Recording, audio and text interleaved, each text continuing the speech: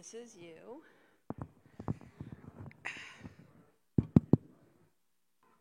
Well, you can sit down because I'm going to introduce you.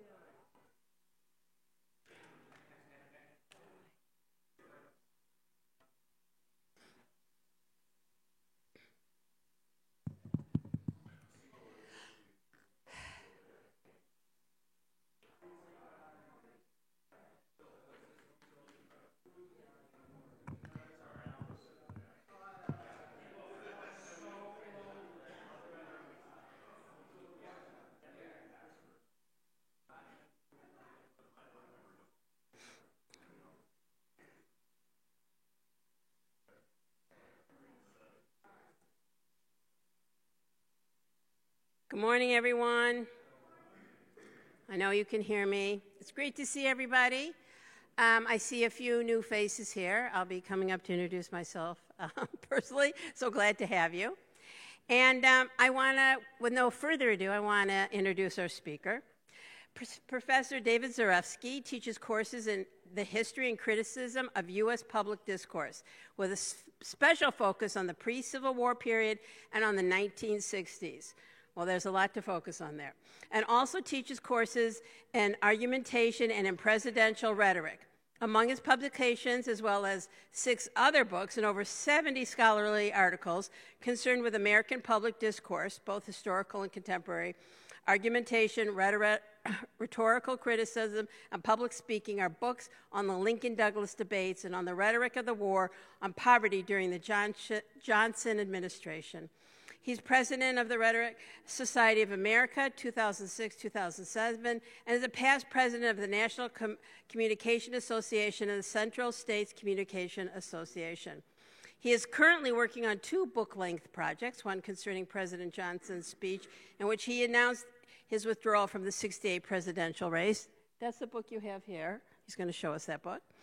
And the other on the Texas annexation controversy of the 1840s as it affected the slavery debate.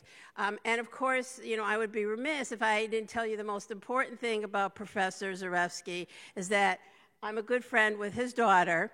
And when Lynn said, we got to get this guy, I go, I know how to get his number. He has a daughter who's an amazing Jewish educator.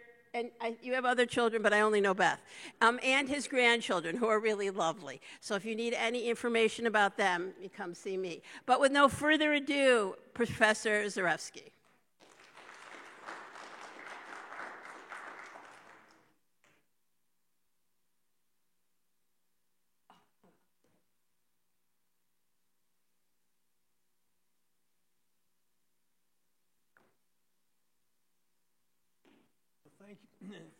Thank you very much, Vanessa. Good morning, everyone. It's a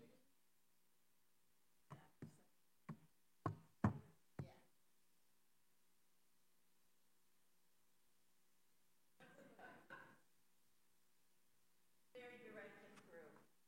You don't do it right, they let you know. Okay, let's see. Ooh. There we go. Okay, now, how's that?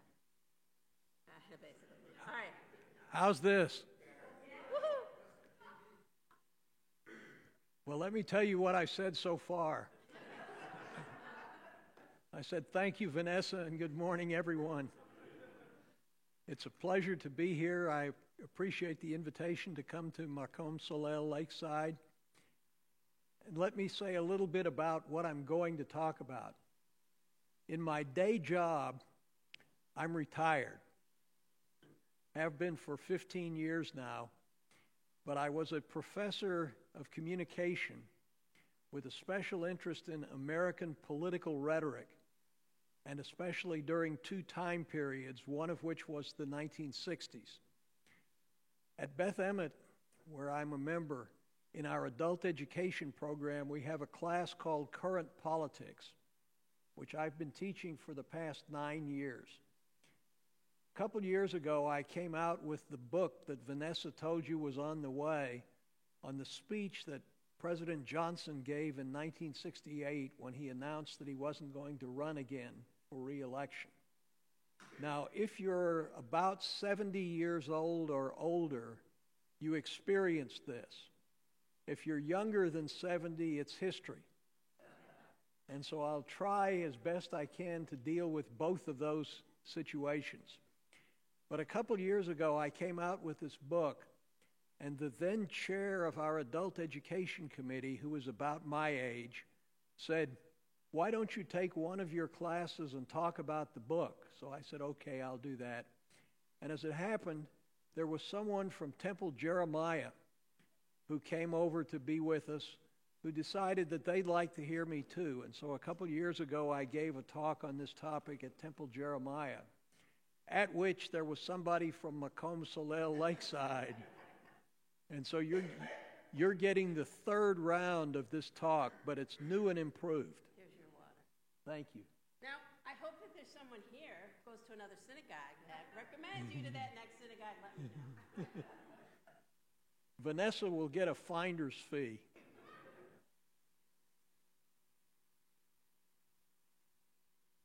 Now, this is a talk about politics, but it's also a talk about military actions in Vietnam, since that was the central theme of the mid to late 1960s.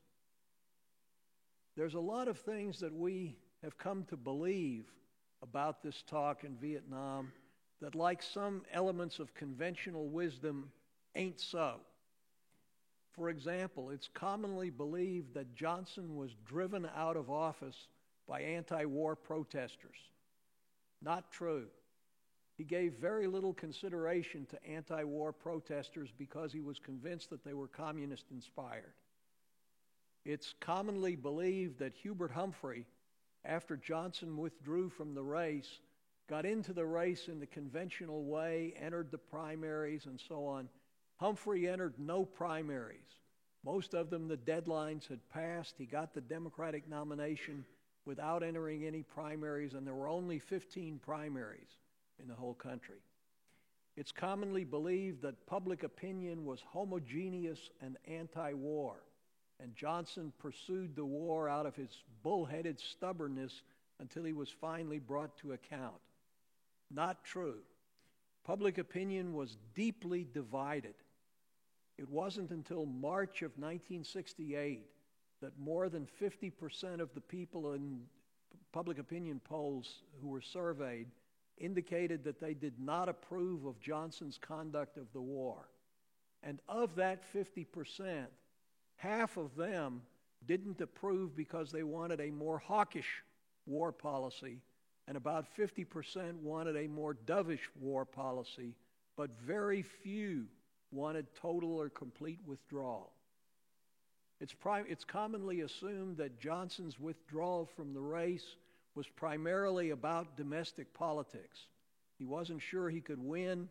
He was forecast to lose the Wisconsin primary that was coming up, and he took the coward's way out and withdrew from the race. Not true. The decision had little to do with domestic politics and was primarily related to the course of events in Vietnam. So let's talk about Vietnam. And some people have asked me, how could you write a whole book on a single speech? And the answer is, it's complicated. Everything relates to everything else. The book starts with the death of Franklin D. Roosevelt, which was a key event in American relations to Vietnam because Roosevelt had not made up his mind whether he wanted to return the former colonies to their colonial rule or take an anti-colonialist stance. And the book goes from there. But Vietnam is seen centrally in the context of the Cold War. And the Cold War was largely about deterrence.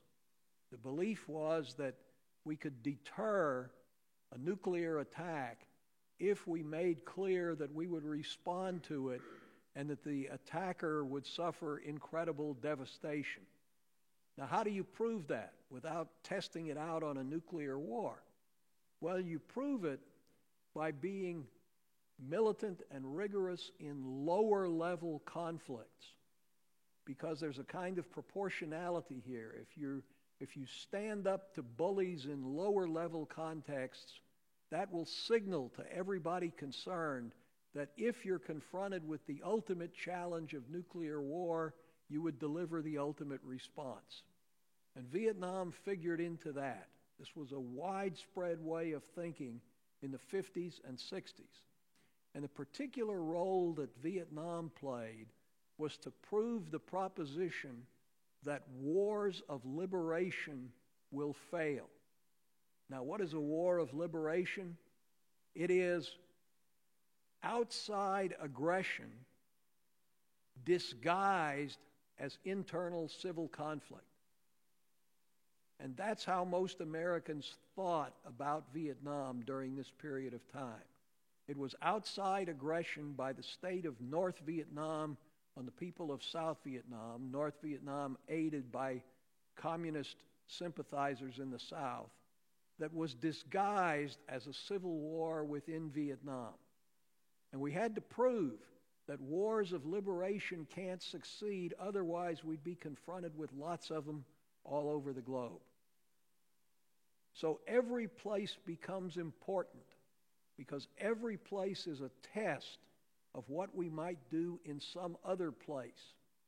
And the best example that I can think of this that some of you will recall is in the 1960 presidential campaign when there was an intense controversy over what we would do if Red China, as we referred to it, invaded the offshore islands of Quemoy and Matsu, two islands each about the size of a postage stamp that were controlled by the nationalist Chinese but were 2 to 4 miles off the coast of Red China. Well, Quemoy and Matsu are important not in their own right so much as for what they would indicate about what we would do in a larger conflict if we were confronted with it. So that's how Vietnam fit into the Cold War. Now, to convey this message required persistence in rallying public support. If other nations are going to understand what we're trying to say, we have to be clear and consistent and precise. So Johnson sought to inspire this support and succeeded for several years. One of the myths of Vietnam is that there was persistent opposition to Johnson. Not true. For most of his term, he got strong support on his conduct of the war. But Americans don't like long or inconclusive wars. You can trace that back in our history. So Johnson was consistently worried that his public support for the war would evaporate. And so in the fall of 1967, he was doing very well. 61% of the population identified themselves as hawks. Only 23% identified themselves as doves. And I assume the terms hawk and dove are familiar to all of you, whether you're older or younger than 70. So the military situation was actually improving. But by the fall of 67, there was something of a stalemate. The U.S. could achieve a strong military position, but not strong enough to be able to withdraw and turn things over to the South Vietnamese.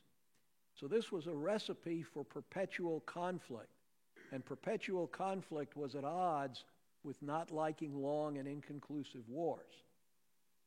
So Johnson decided in the fall of 67 to mount what some of his critics called an optimism campaign. That is, to involve numerous speakers giving positive messages about the course of the war.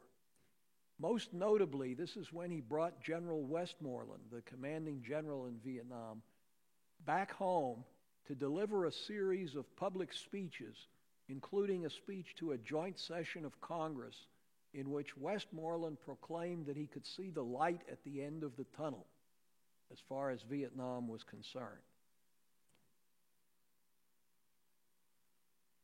So, Americans were prepared for good news coming. Meanwhile, the administration had intelligence reports indicating the likelihood of a major attack in early 1968. probably at Khe Sanh, which was an area in the northwest corner of South Vietnam, and in a way was a replication of Dien Bien Phu when the French withdrew from Vietnam in the 50s. So military intelligence led the administration to expect a major attack, but they didn't want to publicize it because it would tip off what they knew. And they were convinced, the administration was convinced by the optimism campaign that this threat from the North Vietnamese and Viet Cong could be dealt with easily. And so what happened was not an attack at Khe Sanh. There was a slow siege there that was inconclusive, but an attack at the Vietnamese New Year holiday of Tet that was widespread and covered all of South Vietnam. There were 26 provincial capitals that were seized by the communist forces. But the attack was a military disaster. All 26 were retaken within 3 weeks. Hue took the longest of the whole group, and there was incredible devastation wrought on the attackers. So it was a military disaster, but it was a psychological blow to the United States, way out of proportion to the military effects. In one move, it undermined the optimism campaign. And when it undermined the optimism campaign, it called into credibility official statements about the war, almost regardless of what they were. It caused many people to wonder whether after all this time, the war was winnable at an acceptable cost without escalating beyond the level that people would tolerate. And it strengthened doubts that the war was worth the sacrifice. And this is the beginning of significant turn in public opinion against the war. Now, notice something interesting. When public opinion began to turn against the war, it turned against it because the war was not an acceptable means of achieving the end. It was not based on moral objections or objections to the merit of the war in the first place. It was, we can't do this at a price that we're willing to pay.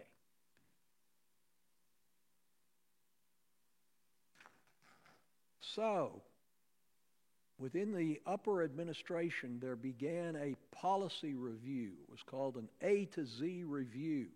It actually went from A to about B. But a policy review of the premises of American involvement in Vietnam that was led by the new Secretary of Defense, Clark Clifford, who had just taken office on March the 1st of 1968 and had a reputation as a hawk. Meanwhile, Johnson had planned to give a speech in early February announcing victory against the Tet Offensive, but he decided, wisely, to postpone the speech until late March. Why? Because he didn't want a premature mission accomplished claim. He didn't want to gloat over the Tet Offensive and then be upended by who knows what at this expected siege at Khe Sanh. So he postponed the speech. Well, what did Clifford's review conclude? It looked at 3 major fronts. First, diplomatic. Bombing halts and occasional peace initiatives got nowhere. Each side made impossible demands of the other side. North Vietnam demanded a complete bombing halt as a prerequisite for any negotiations. And the United States demanded the start of negotiations as a prerequisite for a bombing halt. And each assumed that the other was insincere, and both may have been right in that. Second, on the military front, Westmoreland needed more troops in order to be able to take advantage of the results of the Tet Offensive, in order to counterattack at several places at once. But you send in more troops, that just discourages South Vietnam from taking responsibility for the conduct of the war. Plus, you send in more troops, that'll require calling up the reserves because draft calls were close to exhausted by that time. And if you have to call up the reserves, that means you're going to send middle-class kids to war, and that's going to be politically unpalatable, especially for those that are sons of members of Congress.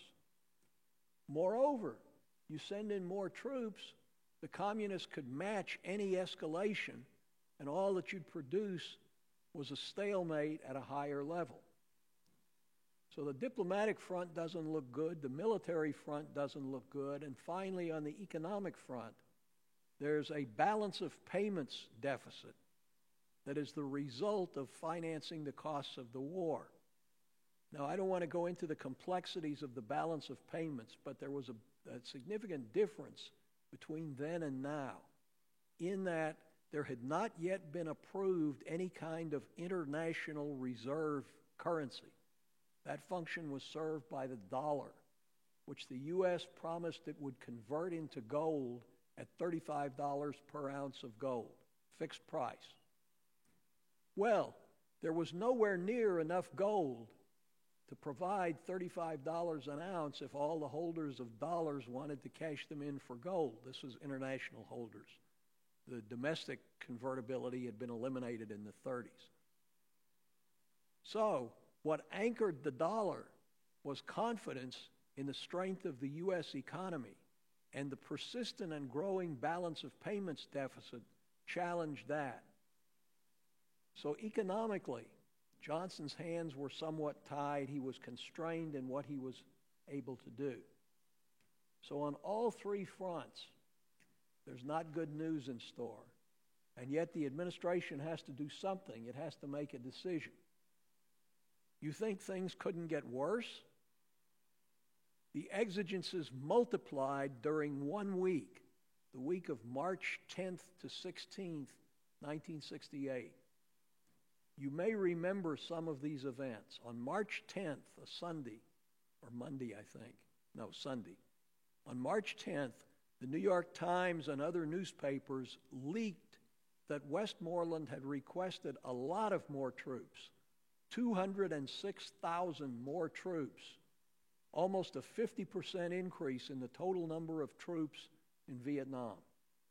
And that would require calling up the reserves.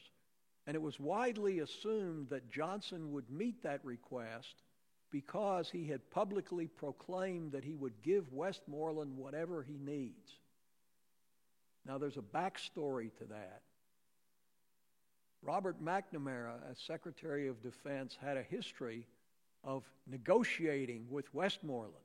Westmoreland would say, I need so-and-so, and McNamara would talk him down to a level that McNamara thought was politically possible, and then he would say, we'll give Westmoreland whatever he needs. But Westmoreland this time was dealing with Clifford, and Clifford didn't know this. So Westmoreland submitted this unvarnished request for 206,000 more troops. There's another backstory that General Wheeler pushed, the chairman of the Joint Chiefs of Staff, pushed him into doing this because Wheeler wanted to call up the reserves. Anyway, on March 11th and 12th, Monday and Tuesday, the Senate Foreign Relations Committee, chaired by Senator Fulbright, held hearings that were ostensibly on foreign aid, but they quickly diverted to criticism of American policy in Vietnam. And Clifford declined to even come and testify because he said he was new to the job and he couldn't defend the policy. March 12th, the New Hampshire primary, the first in the nation, but it didn't come as early as it does now. The New Hampshire primary, Eugene McCarthy, running as a challenger to President Johnson, was expected to get 8 to 11% of the vote. He ended up getting 42% of the vote, coming within 250 votes of outstripping Johnson, who was on the ballot as a write-in candidate. The run on the dollar intensified on March 12th.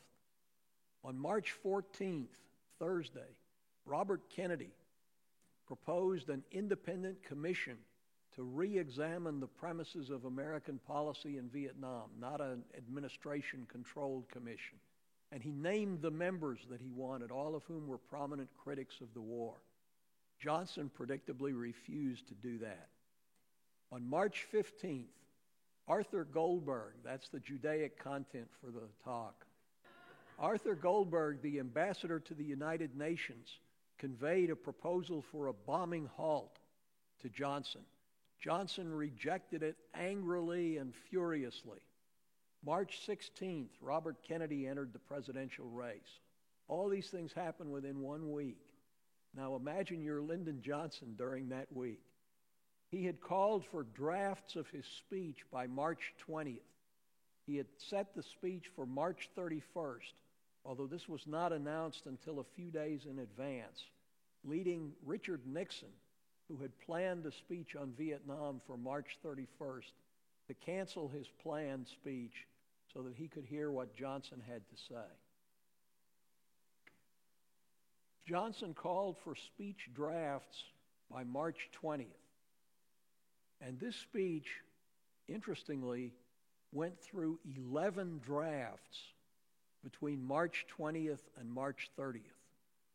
So let me say a little bit about the process of drafting the speech.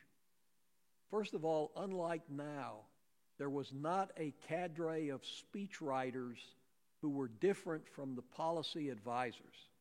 The policy advisors and the speechwriters were the same set of people. Disagreements occurred among the writers, and for a while at least were hashed out within the group.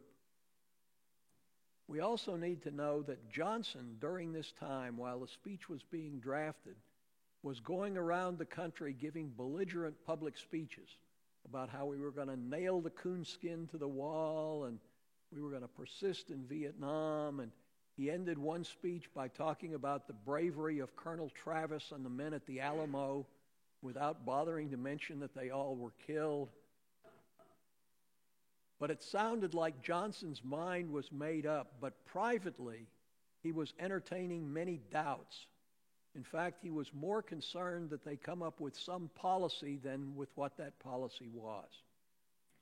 The principal writer for all 11 drafts of the speech was Harry McPherson, a Johnson aide who was a conservative Democrat who had become skeptical about the war. The only part that McPherson didn't write was the conclusion, which was written by Horace Busby, who was a longtime Johnson aide and close friend. The process was they would produce a draft, they'd send the draft around to circulate it among interested people, then they'd receive suggestions and revise and come up with the next draft. And this would often happen within a matter of hours. Draft 6 was the one that was supposed to be the final draft submitted to Johnson for his approval. But a serious dispute broke out among the writers, with McPherson saying, "This is too much of a war speech. What the president needs is a peace speech." And so after a while, they agreed that what they would do is produce an alternate to Draft 6. It wasn't called Draft 7, it was called Alternate Draft 1. And they would submit both of them to Johnson and let him pick between the two. And without identifying his choice, he made clear that he preferred Alternate Draft 1 because he asked questions about it. And that sent them back for 4 more drafts, Alternate 2 through 5. Now, I have had the privilege, if you can call it that, of reading all 11 drafts. They're all down at the Johnson Library with notes and comments. And the first 6 have certain things in common, and the next 5 have other things in common. There are 2 clearly different groups. But within each group, there's not much difference between 1 and 2, 2 and 3, and so on. Differences among the drafts. The first group talked about the challenges of war. The speech began, "My fellow Americans, I want to talk with you tonight about the war in Vietnam." The last 5 drafts focused on the desire for peace, and they opened with, "My fellow Americans, I want to talk to you tonight about peace in Vietnam and Southeast Asia." Now, That's a subtle difference, but it's a huge difference at the same time. And it suggests the disagreement that was going on among the advisors. The first set of drafts spent a lot of time talking about military successes in the war, how well things were going militarily. The last 5 drafts talked about all the efforts that were being made to start negotiations and get peace talks underway. The first set of drafts talked about winning the war. The last set of drafts talked about ending the war. Now, true confessions, the differences are more subtle than I'm making them seem. I'm cherry picking. But the things that I'm identifying talk about what the state of opinion is among Johnson's advisors, which is mirroring the state of the country. There are small differences within the groups. For example, Secretary of the Treasury, Henry Fowler, wrote a long section about the danger to the dollar and the run on gold. He had a special interest in that, but he's the only one who focused heavily on that topic. So, did the Doves ultimately win when Johnson agreed to the last draft? Not so clear. Johnson had to appeal to a deeply divided public, and his review had shown that he had no good options. So he has to put a package together very carefully. And the question is, if you look at the speech he delivered on March 31st, is it a hawkish speech or a dovish speech? And the answer is yes. You can find in that speech what you look for. It's an excellent example of strategic use of ambiguity. There are 3 major decisions that Johnson announced in that speech. The first was the bombing halt. Now remember, he had rejected this furiously on March 15th, but he adopted it and proposed it and announced it on March 31st. Did he announce the same thing that he had rejected?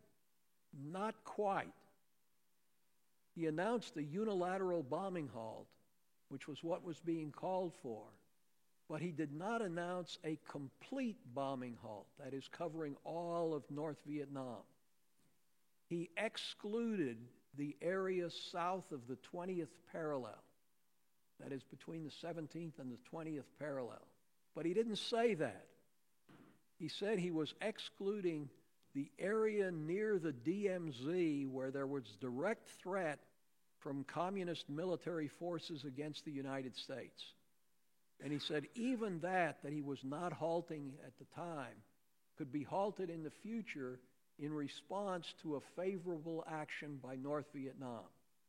So what he did is he acted unilaterally but partially, leaving the door open for future action depending on a North Vietnamese positive response, but not saying any of this directly.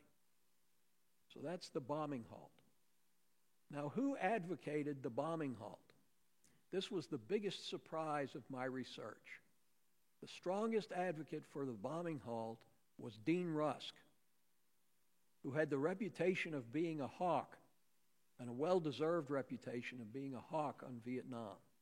And he may have proposed it for cynical reasons, thinking North Vietnam would reject it, and then we'd have a justification for escalation, but he never said that. He proposed the bombing halt, and Johnson reacted enthusiastically. This is on March the 4th. Johnson said to Rusk, "I want you to really get on your horses on that." And Rusk pursued that proposal in all the subsequent meetings of the advisors. Now, this was a relaxation of what was called the San Antonio Formula that Johnson had announced the September before, in which he said we would halt the bombing if we had proof that it would lead to productive discussions. He relaxed that, but what he said in the speech was that he was repeating it. And he did repeat the San Antonio Formula, but then he said there's another alternative. We could act unilaterally, and we're going to in this first move. It repackaged what he was likely to do anyway because the rainy season was coming up and he was almost out of targets to bomb. But he put the ball directly not in international negotiations, but in the North Vietnamese court to see what they would do unilaterally. Second key decision, the troop commitment. Now remember, he's just announced a bombing halt. Westmoreland is after him to send 206,000 more troops. Johnson had never intended to meet this request of Westmoreland, but he didn't say that. In fact, he never mentioned the request in the speech. But what he said instead was that he was sending 13,500 more support troops, the support combat troops that he had sent a few months before. Now, I ask you, you're sitting in your living room expecting to hear that 206,000 more troops, including possibly you, would be sent to Vietnam, and you hear instead that 13,500 support troops would be sent. Does that sound to you like an escalatory move or a de-escalatory move? It all depends on the context. Johnson presented it as a limited de-escalatory move and probably the last increase in the number of troops that he was willing to send. So in the high-tech, low-personnel wars that have happened since, like Iraq and Afghanistan, 13,500 seems like a big number. In the context of Vietnam in 1968, it seemed like a very small number. Now, how is he going to reconcile this with Westmoreland's request that he never acknowledges explicitly? He talks about how the quality of the South Vietnamese troops has increased in recent weeks. Now, just a few months before, he had disparaged the performance of the South Vietnamese troops, but now he praises them and says that's how we can get away with such a limited increase in troops. How can he reconcile it with the bombing halt? You know, it sounds like these are, if not contradictory, certainly contrary moves. Bombing halt on one hand, troop commitments on the other. He does this by downplaying the significance of the troops and emphasizing that they're only support troops. But he says even this increase, small as it is going to have budgetary impacts. And so he repeats his call for a tax increase, which he's been trying to get Congress to pass for a year. But now he makes a significant concession. Congress has demanded that there be spending cuts before a tax increase. Johnson, for the first time in this speech, agrees to spending cuts, but he leaves it up to Congress to decide what to cut, on the assumption that Congress will not agree, because every member of Congress has a vested interest in something or other, and so the cuts will not be significant or will not affect major programs, which is what turned out to be the case. And he made a brief comment without going into any details about the balance of payments problem. Now that brings us to decision 3, which is to withdraw from the race. Now notice from what I've said so far that the context of his thinking is the war, not domestic politics, not whether he's electable, not whether Nixon can beat him, not whether he'll win or lose in Wisconsin. His focus is on the war. Now, the conventional wisdom is that anti-war protesters drove him out. For those of you who were anti-war protesters, I'm sorry to say your actions didn't have much impact on Johnson. They had other impacts, significant impacts, but not on Johnson. He had made a tentative decision to withdraw back in November of 1967 when he called Westmoreland back home from Vietnam. And he asked Westmoreland, will it hurt the morale of the troops if I get out of the race? Now, this sounds like a rather egotistical framing of the question. But you have to think, Johnson is calling on all these people, mainly draftees, to potentially make an ultimate sacrifice in Vietnam. And meanwhile, he's butting out. So it's not an entirely self-centered question. Westmoreland assured him that no, it would be fine, the morale of the troops would be good, they would hold up okay. The principal influences on Johnson's presumptive decision were twofold. One was his concern about his health. For generations back, all the men in his family had died in their early 60s of heart trouble. Johnson was 60 at this time, or 59 and a half at this time. He wasn't sure he would live through a second term. And in fact, we know that he died 2 days after that second term would have been over, so his concern was not unfounded. And secondly, he was concerned that he would not be able to unite the country. He was very sensitive to these public opinion polls showing 50% disapproved of his conduct of the war, and that 50% was deeply divided among themselves. So how could he bring them all together and unite them? He wanted, however, to preserve his complete freedom of action, so he organized his campaign staff as if nothing was amiss and continued on normally. Horace Busby, there was a concern about when to make the announcement of his withdrawal. He had planned to make it in his State of the Union speech in January, but he didn't, and he claimed that he had forgotten to put it in his coat pocket where he could reach for it and get it. Now, if you believe that, I've seen the copy of what Busby wrote, and it doesn't show very many folds to put it into his coat pocket. But he called Busby back to the White House on the morning of March 31st to revise it. And he and Busby argued back and forth about it. There was an argument about grammar. Johnson wanted to say, "I shall not seek," and "would not accept." Busby says, "Would is not strong enough. You have to say will." Johnson said, "I can't say I won't accept it until it's been offered." So Johnson argued for would, but in the end he gave in. They miscounted the number of months that Johnson had been in office.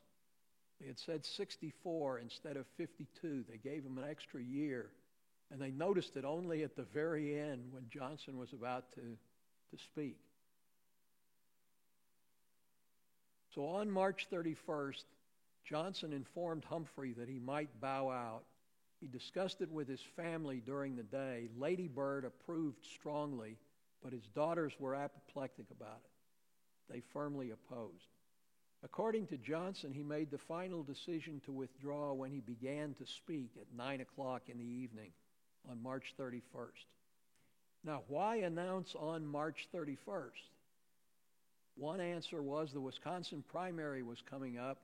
Johnson was forecast to lose, and if he made this announcement after losing the primary, it would have a whole different context. Johnson's stated reason for doing it on March 31st was that when Truman withdrew in 1952, he did it at the end of March. I think that's a red herring. But I think the real reason for announcing it on March 31st was the way it would interact with the Vietnam elements of the speech. They could not be seen as political stunts or dismissed as insincere or not genuine when they were coupled with his giving up the career that he had loved and pursued for almost 40 years. It gave credibility to the Vietnam announcements. Now, there is a question whether Johnson really meant it. How could he not? He said, "I shall not seek and I will not accept." Well, some of his political friends advised. Franklin Roosevelt, when he ran for a third term in 1940, said, "I shall not seek a third term." But he was drafted by the convention, so he had no choice. And the thought was that Johnson might engineer a draft as well. In fact, Johnson briefly entertained the idea of getting back into the race after Robert Kennedy was assassinated. But he decided against it because he was discouraged by polls showing that he would do no better against Nixon than either Humphrey or McCarthy, and that they would all probably lose. So he was able to reap generous praise for his act of personal sacrifice. North Vietnam, 3 days later, surprisingly agreed to negotiate, but only on how to get a complete bombing halt, and the negotiations ended up bogging down over the shape of the table. Martin Luther King's assassination on April 4th eclipsed the story of the speech. Johnson finally announced a total bombing halt on October 31st, thinking that he had all the parties in agreement and that it would be a benefit to Humphrey in the election, but it turned out otherwise. So the March 31st speech survives as an outstanding example of strategic ambiguity in response to a very difficult situation. And that's how I could write 200 pages about it.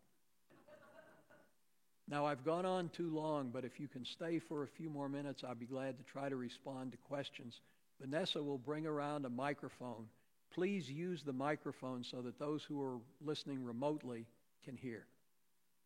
Great speech. Yes. As the moderator, I get to ask the first question. And I know you don't have a crystal ball, but if LBJ had stayed in and run, do you think he could have won? Yes. I think he would have defeated Nixon in a very close election, not unlike some of the recent elections that we've had in their closeness. That just gives me chills. Questions? Well, choose your poison. Yeah. Here we go. I'm concerned that initially I heard that John F. Kennedy would have gotten us into Vietnam. Is that true or false? Yes. We were in Vietnam under Kennedy, but with a limited number of troops that were called advisors. And the question is, would Kennedy have escalated in the way that Johnson did? And the answer is, we don't know. Kennedy made two statements in September of '63. One of them was he believed in the domino theory. So he thought that Vietnam... The domino theory. He thought that Vietnam was very important and we had to hold up there. The other statement said, in the final analysis, it's their war. They are the ones that have to win it or lose it. We can't do it for them. In the same way that Roosevelt died without having made up his mind about colonial policy, Kennedy died without having made up his mind about Vietnam.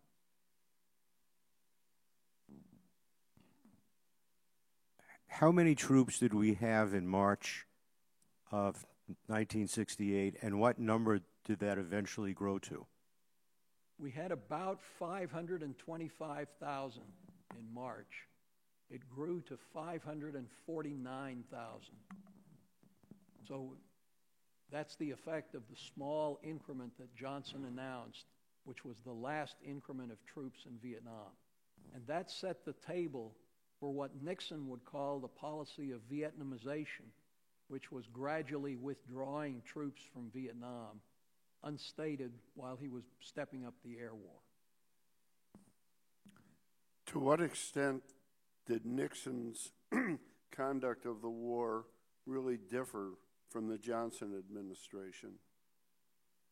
It differed from the Johnson administration primarily in, number one, the greater reliance on aerial bombing, which he actually picked up from Johnson and used as his cover for withdrawing troops, because he made the astute observation that for American public opinion, withdrawal of troops, bringing the boys back home, was tantamount to de-escalating the war. It's questionable whether he ever de-escalated the war if you put all the elements together. The second thing is he was willing to expand it beyond the borders of Vietnam, primarily with the incursion into Cambodia in the spring of 1970 that set off campus protests all over the country. But in terms of basic premises, his and Johnson's were essentially the same, that we had to defend South Vietnam because we couldn't lose any place to the communists. And public opinion was against him in the long run, so he had to do whatever he could to push that long run off if possible. I'm only 65, so but a lot of it is it's history for me, but I remember some of it. And as you tell the story, for me as I'll say a young woman, there's no women in that story. The speech writers, all the elected officials, was there any women in the story? Lady Bird made significant contributions to one draft of the speech. She said, the average citizen is not going to understand it the way you've written this. So you ought to say so-and-so and so-and-so. That's the extent of it. When we visited Vietnam, they took us to the area. Where was it? They took us to see all the torture apparatus there, and they remarked about how the women helped in that war, in the Vietnam War. Did that at all inspire future conduct or policy about getting our women into war situations? Not to my knowledge. Okay. I remember all of this exceedingly well. When I took a class on Vietnam, it was called political science because it wasn't history yet. Right. And my husband and I were both at Wisconsin and then later at Michigan, which were hotbeds of protest. There are protests going on now on a totally different nature. How can we reconcile protests in colleges today with what we valued as valuable protests in 1966? Well, I guess the easiest answer would be the participants in protests today generally regard them as valuable also. And then as now, people who were older or not directly involved were more inclined to dismiss the college-based protests. So it's all in your point of view.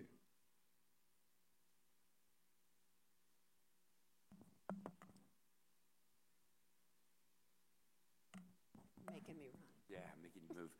Yeah, I'm really interested. At the beginning, you talk about this calculus of what the American population will tolerate for the length and impact of the war. And I'm wondering, are we seeing a similar situation play out with Israel and Gaza right now? And what does that calculation really look like in more detail? Like, is there a formula? Is it poll-based? Well, I'm not sure I can casualty-based? I'm not sure I can answer the last part of your question about the details. But I think that the increasing call for ceasefire, while perhaps recognizing or perhaps not recognizing that a ceasefire does not affect the two sides equally, but the increasing calls for a ceasefire on grounds of the morality of the war is somewhat analogous. I mean, the difference is that the nature of the war has changed and evolved faster than has been true in earlier wars. But the basic logic that there's initially strong support for the war and for the actions of the president, and that over time that wears off, I think is holding in this situation. So the message that I heard, at least, you tell, is a story of ambivalence on Johnson's part about what he wanted to do and when he wanted to do it and so on. And I'm wondering about how you balance that with the other piece of the story that I remember, the Pentagon Papers and so on, of outright deceit, and how you balance those two. What are the two things you want me to balance? Ambivalence and really not knowing what he wanted versus out-and-out deceit about what it was he wanted. Well, deceit was part of the Johnson psyche. It did not occur only on this topic. It was manifest largely in differences between the private Johnson and the public Johnson. The private Johnson that's come out in some of his memoirs and later writings is somebody who thought he was going to get screwed whatever he did. And his biggest fear was that Robert Kennedy was going to come out against him on the war, which he did, but not on that basis, on the basis that Johnson was dishonoring John Kennedy's memory by not escalating the war fast enough. Johnson was always more concerned about the risk of criticism from the right than he was from the left.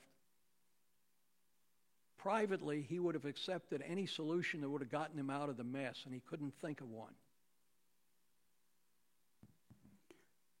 So I mean, with Johnson, you're dealing with a very complicated figure. He's got multiple parts, and they all coexist, and some of them are contradictory, and that's an example of that is the pair that you propose.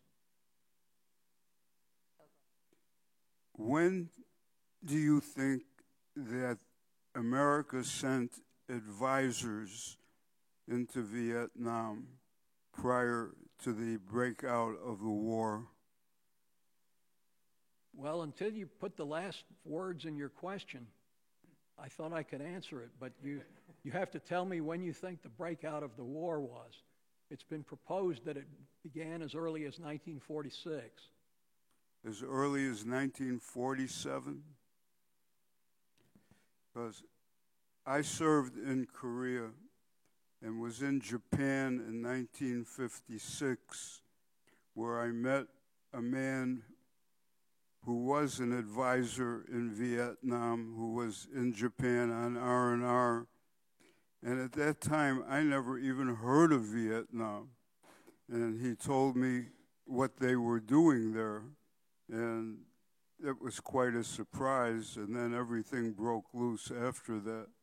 Well, the first time that advisors were knowingly and publicly sent to Vietnam was under Kennedy.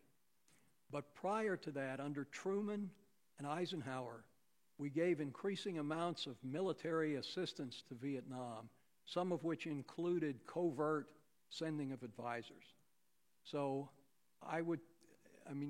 interpreting the question that way, I would say in the early 50s. Thank you. I know the kids are coming in.